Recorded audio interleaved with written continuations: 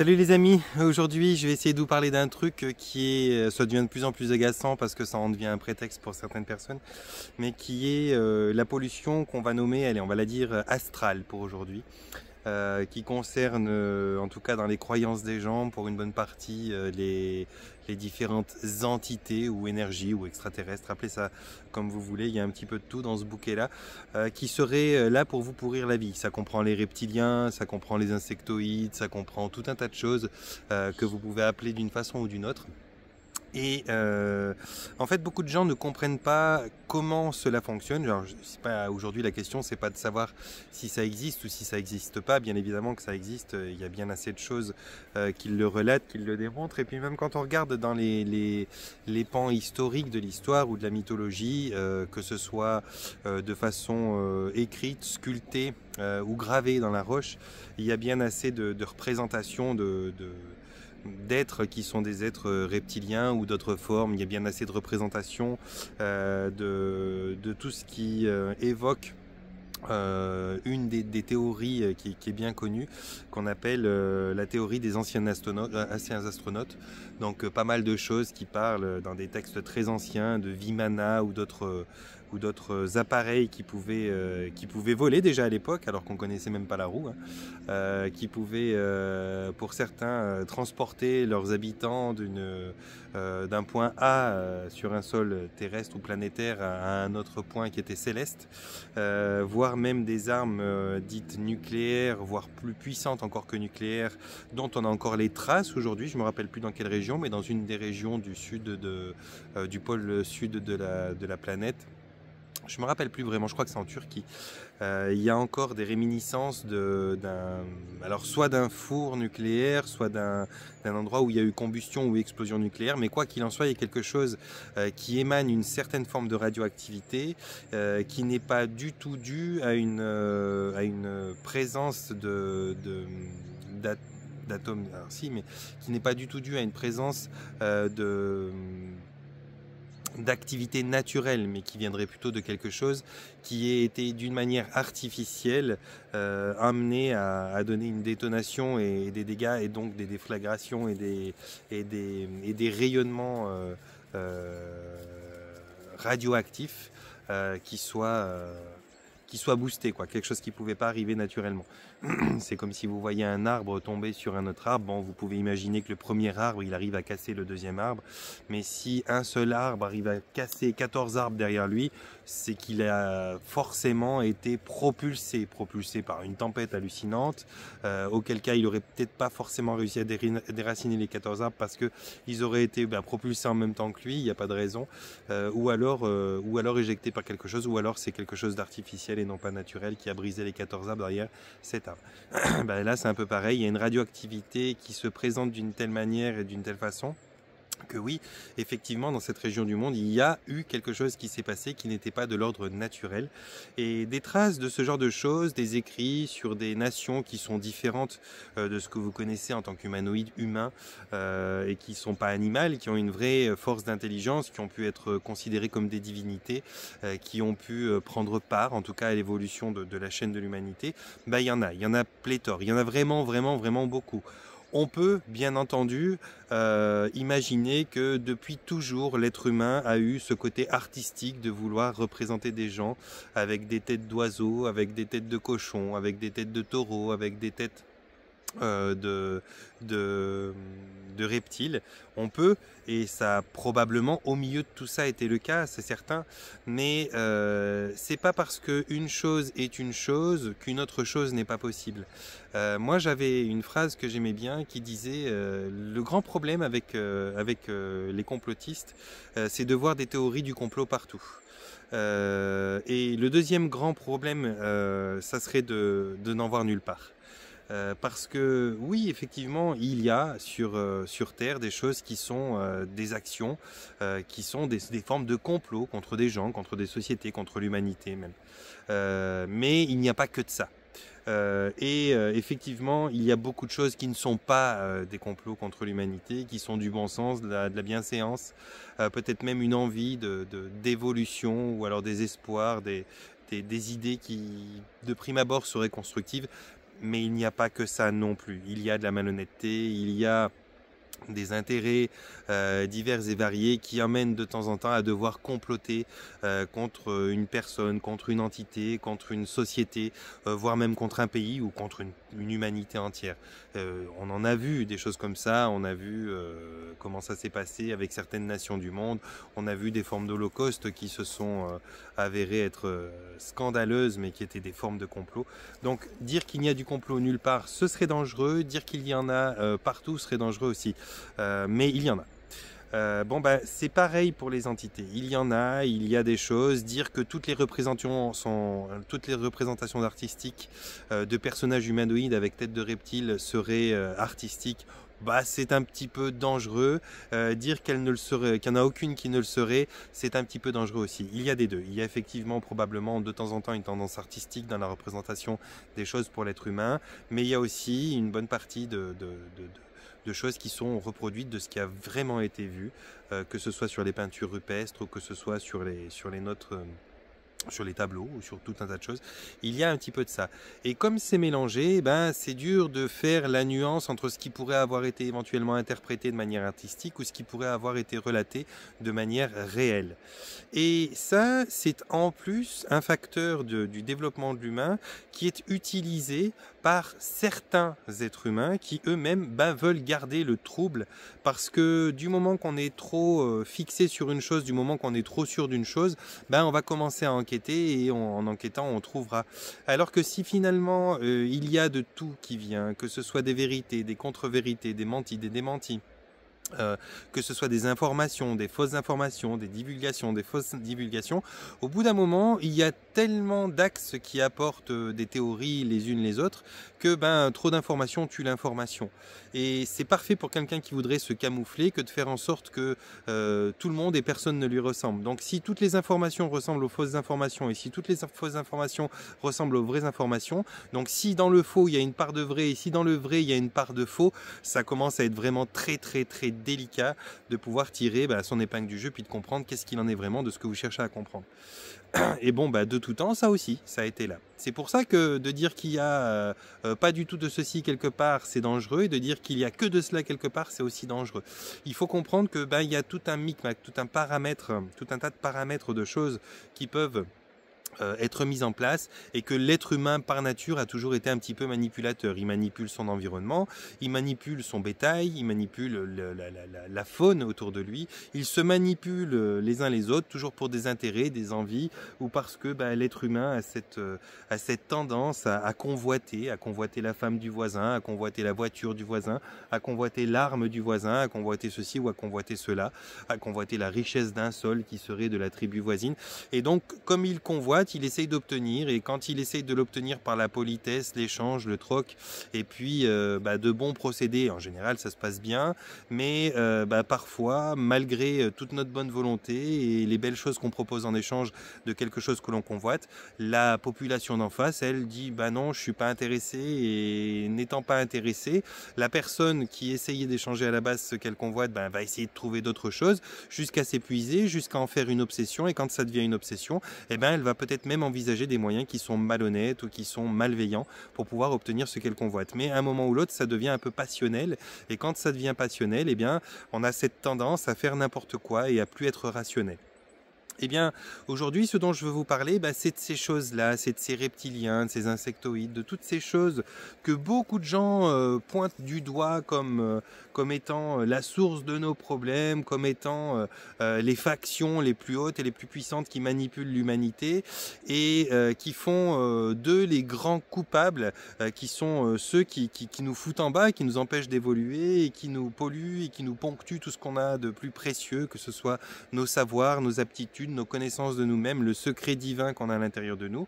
Et donc on a cette tendance à vraiment les pointer du doigt et à dire c'est vraiment la vermine à éliminer, cette chose. Beaucoup de gens, pas tout le monde, mais beaucoup de gens aujourd'hui que je vois malheureusement verser vers le New Age à cause de ça, et qui ont, même certains qui ont fait des séances avec moi, mais qui sont tellement dans cette orientation de toujours chercher un coupable, regardent ces choses avec beaucoup de beaucoup de dédain, regarde les gens qui sont complètement astralisés en les nommant de complètement astralisés, regarde des gens qui ont des croyances X ou Y en disant que ce sont des gens qui sont complètement imbibés du New Age. Alors oui, on peut en parler, oui, on a besoin de mots et oui, on doit échanger avec les mêmes propos, mais là, on est vraiment dans l'accusation, dans la ridiculisation de choses et beaucoup de gens vont dire, mais ouais, mais j'ai plein de problèmes, c'est forcément à cause d'une entité, c'est forcément à cause d'une magie, c'est forcément à cause d'un sortilège, c'est forcément à cause d'un reptilien, c'est forcément à cause d'un héritage transgénérationnel. Et Dieu sait que pour en nettoyer des gens de ces choses-là, oui, ça existe. Et il y en a beaucoup, beaucoup, beaucoup, beaucoup, beaucoup. Ok, très bien. Et c'est vrai. J'aide, et je vous invite à me rejoindre pour une séance si vraiment vous avez ce soupçon que quelque chose comme ça vous arriverait. J'aide les gens effectivement à se nettoyer de ces choses-là. Mais par contre, je ne suis pas d'accord avec ce discours que c'est à cause des reptiliens, que c'est à cause des insectoïdes, ou que c'est à cause des héritages transgénérationnels, ou de telles sources de magie, ou de telles manipulations de personnes qui seraient vraiment sans aucune conscience et sans aucun scrupule, que les choses vont mal. Non, ces choses-là ne sont pas les causes de notre affaissement intellectuel, ne sont pas les causes de notre appauvrissement de courage, ne sont pas les causes non plus de tout ce qui nous incombe et que nous n'arrivons pas à dépasser.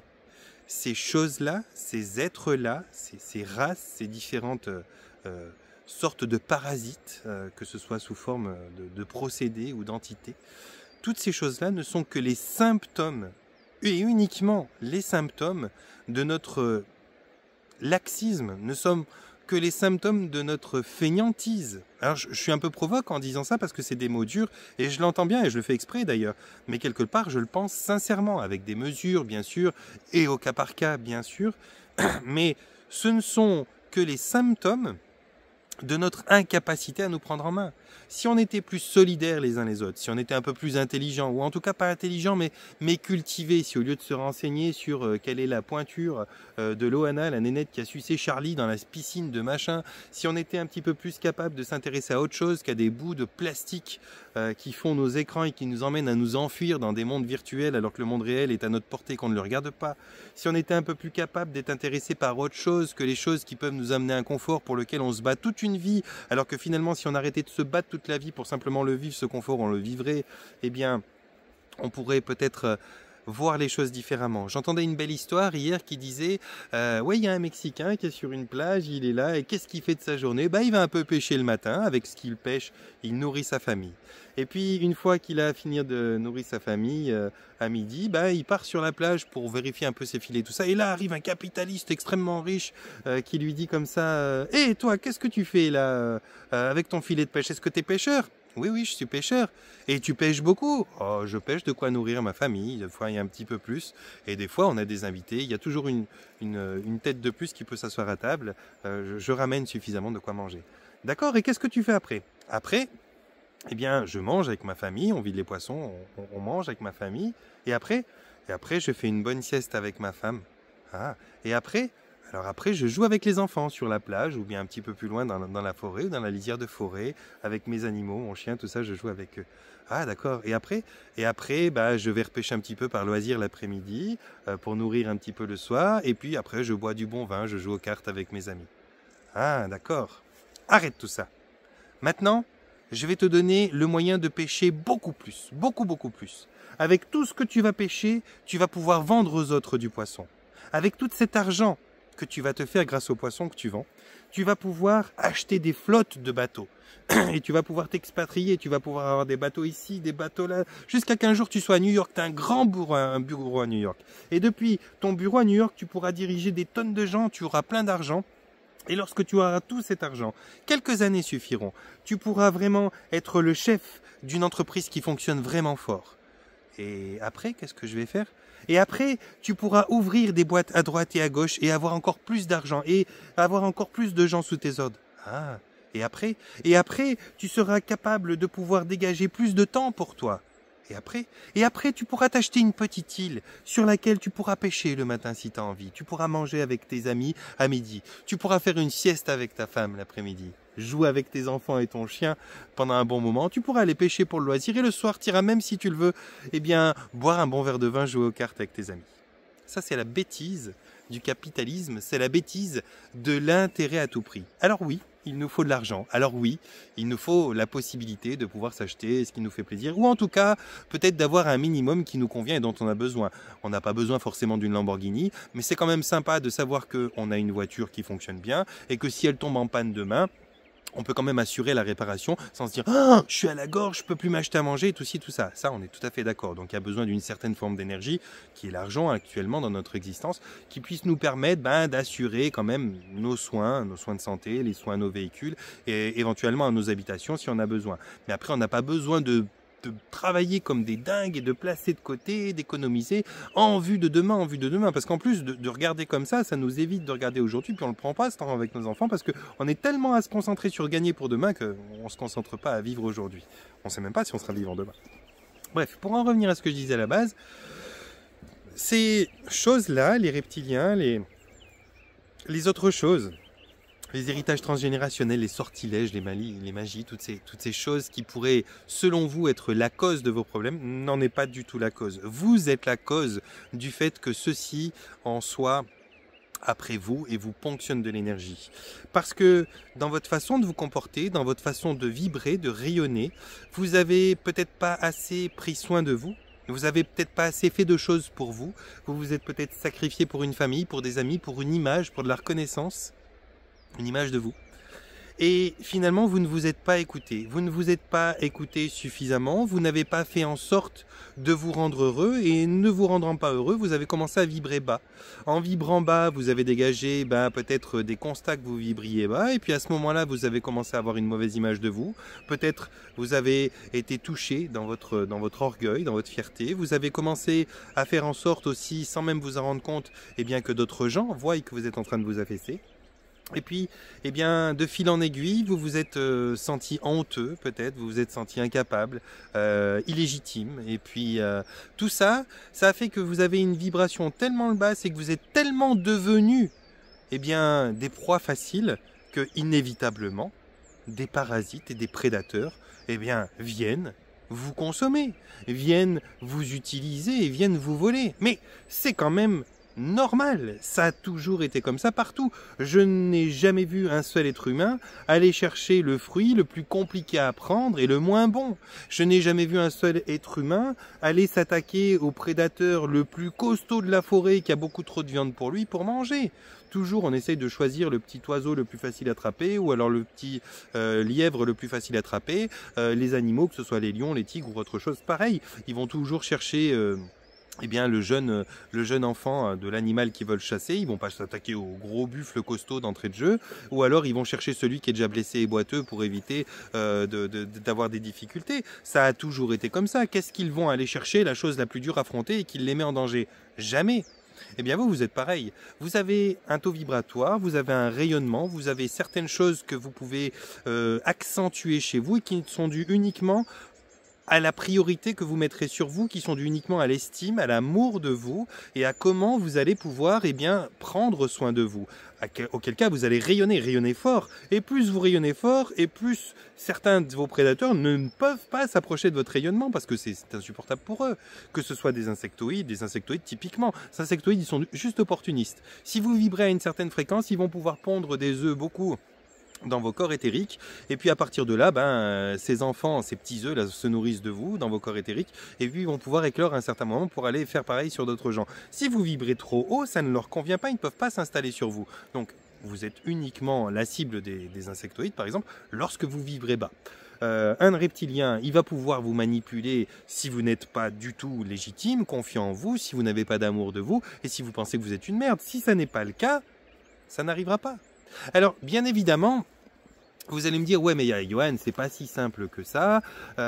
Oublie pas que certains êtres humains reproduisent ce schéma depuis très très très longtemps et que de fil en aiguille d'humains médiocres en humains médiocres, les générations qui sont arrivées jusqu'à nous ont fait des humains de plus en plus médiocres et de plus en plus malsains, ce qui fait que déjà à la base, quand on est à la naissance, on est éduqué, on est conditionné et formaté pour ne pas savoir faire ça, et puis donc inévitablement on devient la proie de ces choses que tu décris.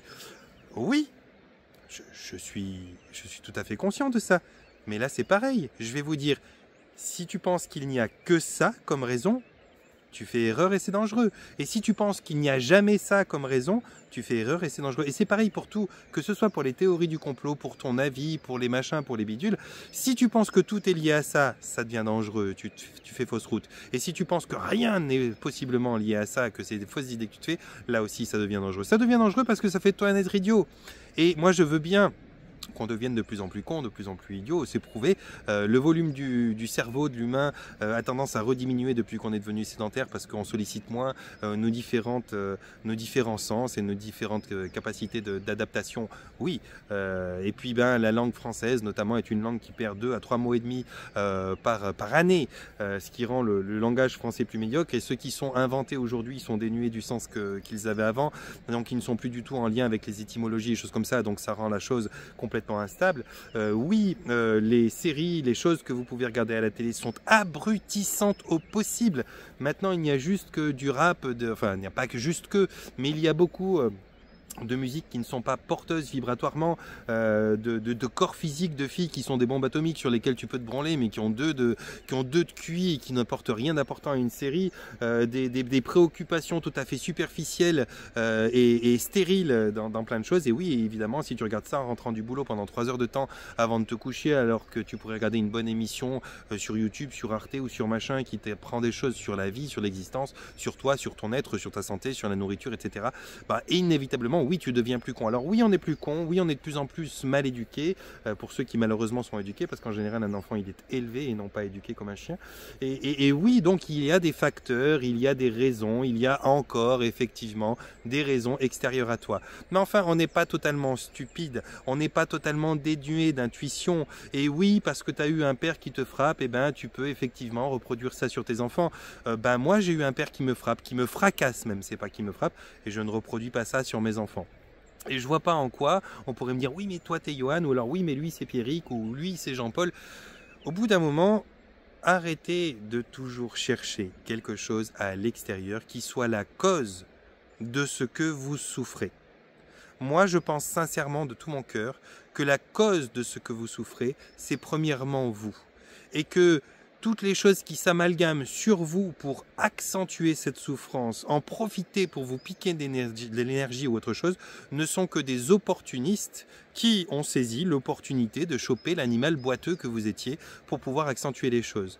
Et que le soin et le mieux-être ne viendra pas forcément du fait que vous accusiez toujours l'extérieur d'être la cause de votre problème, mais que vous puissiez un jour vous-même prendre en main le fait que vous avez un minimum de capacité. Ce minimum de capacité, c'est déjà l'impulsion de départ qui va faire que plutôt que de viser toutes les choses que vous croyez vous attaquer, visez-vous vous-même, autorisez-vous à vous écouter, à vous aimer en premier, à vous prioriser. Et plus vous allez reprendre du poil de la bête, et plus toutes ces choses qui s'accrochaient à vous vont avoir de la peine à tenir parce que vous courrez de plus en plus vite et vous serez de plus en plus fort. Alors oui, bien évidemment, il y a des gens qui vont vous donner des soins, qui vont déloger les insectoïdes, les reptiliens. J'en fais partie d'ailleurs, donc je connais bien la problématique. Mais avant de leur demander ça à ces gens, qui sont des gens comme moi, dites-leur simplement que ce que vous voulez en premier, c'est renouer avec vous, avec votre intuition, avec votre amour de soi, que vous voulez vous reprioriser à nouveau et que vous avez besoin de comprendre comment faire. Parce que vous avez besoin de comprendre comment faire.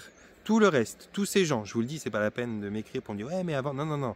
Tous ces gens qui disent « Ouais, la cause, c'est les reptiliens, de toute façon, ça peut pas se passer comme ci, comme ça, parce qu'avec le président, là... » Non, non, oui, tout ça, ça existe. Mais arrêtez de croire, sincèrement. Arrêtez de penser que nos sociétés vont mal à cause de ces quelques milliers de blaireaux qui sont sur la planète avec des savoirs, des potentiels et des pouvoirs. Parce qu'ils sont quand même que quelques milliers contre les milliards que nous sommes.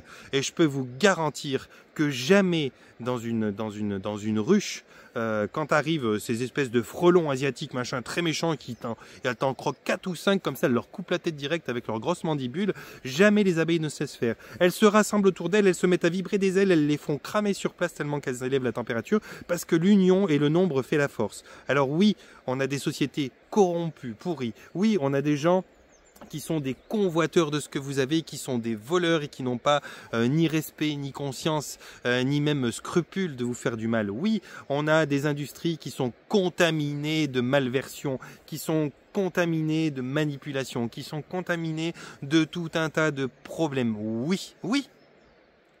Mais si elles sont en place, c'est parce qu'on est trop con pour se défendre. Parce que finalement, c'est nous tous, le gros de la population, le gros pourcentage, les 99% du monde qui souffront de ces 1% qui ont pris le pouvoir et qui n'ont pas pris le pouvoir parce qu'ils nous l'ont obligé. En plus, ils ont pris le pouvoir parce qu'on leur a concédé un certain degré de pouvoir, par élection, par machin, par truc, parce qu'on n'était pas capable, sans avoir un leader, de se mener soi-même.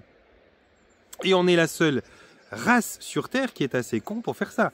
Jamais les loups n'ont fait ça. Il y a un dirigeant qui s'impose par la force, mais il peut se faire démettre à n'importe quel moment. Jamais les chevreuils, jamais les renards, jamais les scarabées n'ont fait ça.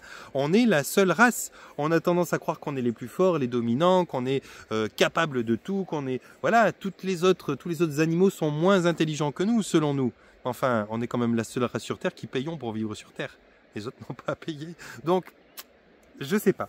Toujours est-il que responsabilisez-vous, arrêtez maintenant de pointer du doigt le problème à l'extérieur, le problème c'est toi.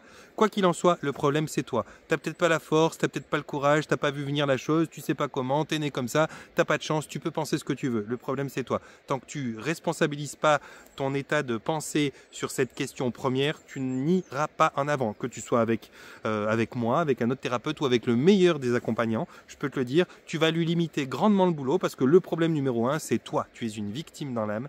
Tu préfères regarder à l'extérieur les choses qui te pointent, que tu pointes du doigt comme étant la chose eh bien, qui est mauvaise, et puis tu ressens jamais le regard sur toi, tu regardes jamais quels sont tes potentiels, quelles sont tes forces, et du coup tu te prends pour une merde en faisant ça. C'est pas le bon chemin. Réfléchis-y, puis essaye de voir s'il y a quelque chose à faire, parce que le problème c'est toi, donc la solution c'est toi. Les amis, panier de bisous. Portez-vous bien, prenez soin de vous. Pour tous ceux qui veulent des infos, vous savez que vous l'avez dans la rubrique à propos de ma chaîne YouTube. Pour tous ceux qui veulent participer, être là à la conférence que je vous ai... Mais ma première conférence, en l'occurrence, en Suisse, que je vais donner dans le salon du bien-être, donc dont je suis l'invité d'honneur. Vous avez les informations sur le groupe L'Intention Base du Changement sur Facebook. Pour tous ceux qui veulent participer à la formation que je donne le 10, 11, 12 février, module 1, 2 d'hypnose de restructuration énergétique et reprogrammation quantique, ça approche tout bientôt, il y a de la place, venez sans aucun souci. Et puis, je passe un petit message pour ceux qui auront regardé la vidéo jusqu'à la fin. J'offre la possibilité gratuitement, c'est un cadeau que je fais comme ça cette année 2024, à 2 personnes. Alors, ben voilà, ça tombera comme ça tombera. À 2 personnes d'avoir une séance gratuite, le 12 février. Je vais donner de ma formation. Les 2 premiers jours sont des jours théoriques, où je vais donc donner la théorie aux élèves, et je ne sais pas combien j'en aurai encore. Et le 3e jour, c'est un jour pratique. C'est un jour où je vais donner des séances devant mes élèves. Donc, je donne la possibilité à 2 personnes qui voudraient vraiment faire une séance avec moi, et si possible, ceux qui ont le moins les moyens, de pouvoir venir gratuitement. Des gens qui viennent de Suisse, hein. Cherchez pas compliqué, venez pas de l'autre bout du monde pour ça, mais qui n'ont pas les moyens ou qui n'ont jamais osé jusque-là. Je vous donne la possibilité gratuitement de venir faire une séance là, qui sera observée par les élèves de la formation. Et donc j'ai la place pour 2 personnes. Pour ça, vous rentrez en contact avec moi, vous me dites que vous avez vu la vidéo et que ça vous intéresse. Et puis les plus chanceux seront ceux qui seront choisis. Ça sera fait gracieusement. Il y aura une préparation, je vous expliquerai et tout ce qui va avec. Les amis, je vous laisse maintenant. Panier de bisous, portez-vous bien, prenez soin de vous.